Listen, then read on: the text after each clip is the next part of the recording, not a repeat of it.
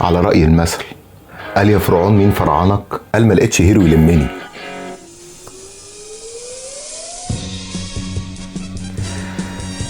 مساء او صباح الورد عليكم حسب التوقيت المحلي وانتم بتشوفوا الحلقة دي. انا ايمن انور وانتم دلوقتي مع صوت البراند.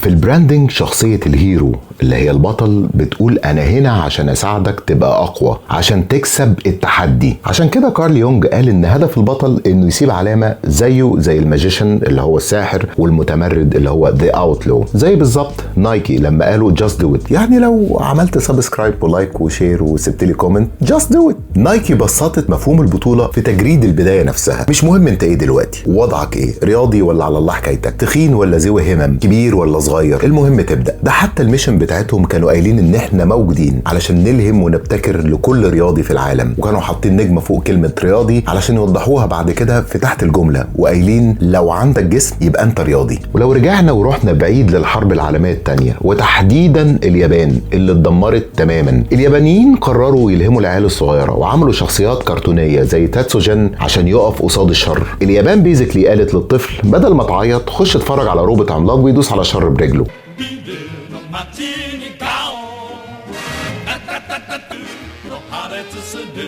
وحتى هتلاقي ان دايما كل عملاق بيحركوا طفل صغير علشان يبنوا ده جوه الدي ان ايه بتاع الطفل نفسه.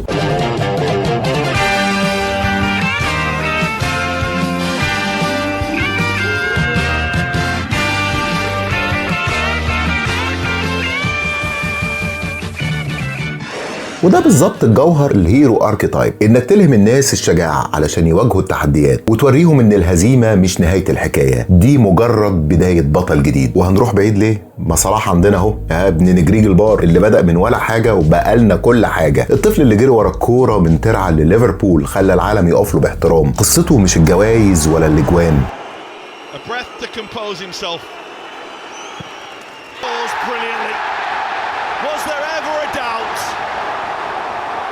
قصته الإرادة اللي وصلته للنجاح. الإرادة مفتاح شخصية البطل. عشان كده صلاح مش مجرد لعيب كورة، هو تمثيل حي لشخصية الهيرو اركيتايب اللي بيورينا كل يوم ان لما يكون عندك إرادة هتلاقي الطريق. اصل مفيش فيلم ولا رواية ولا حياة ما فيهاش بطل. امخاخنا هترفض الفكرة اساسا، اصل ساعتها مش هتبقى في حياة من اساسه. فكرة جدلية بوظ نظرية كارل يونج، لان حتى لو مشيت معاك في النظرية دي وتخيلت فرضية عدم وجود بطل في الحياة، معناه ان مش هيكون في كلام كتير في القواميس. تخيل كده مش هتلاقي كلمة تحدي ولا إلهام ولا نصر ولا نجاح ولا فلاح ولا إرادة ولا إصرار، ولا هتلاقي فيها ساعتها طمع ولا هتلاقي فيها جوع ولا هتلاقي فيها أي حاجة من الحاجات دي. بس ساعتها القاموس هيبقى صفحة واحدة فيهم كلمتين: شكرا باي باي مع السلامة. أصل ما حدش هيعوز حاجة، هتفقد طعم الحياة لأن مش هيكون في صراع من أساسه. لكن أحب أطمنكم الشر لسه بخير، وهيفضل الصراع قائم ما بين الخير والشر إلى ما شاء الله. وبسبب الصراع ده اتولدت أهم كلمة: الإرادة، اللي عاملة زي الواي فاي محدش بيشوفها بس لو قطعة الدنيا كلها بتقف. وعشان نلم الكلام اللي فات في كام نقطة، البطل ببساطة بسبب إرادته اتوجد شعور النجاح. دوافع البطل كلها رايحة في إثبات نفسه أو فكرته. صفاته الشجاعة لأنه دايما بيواجه مش بيهرب، منظم بيعرف يخطط ويمشي على خطته، ودايما مصدر إلهام لكل اللي حواليه.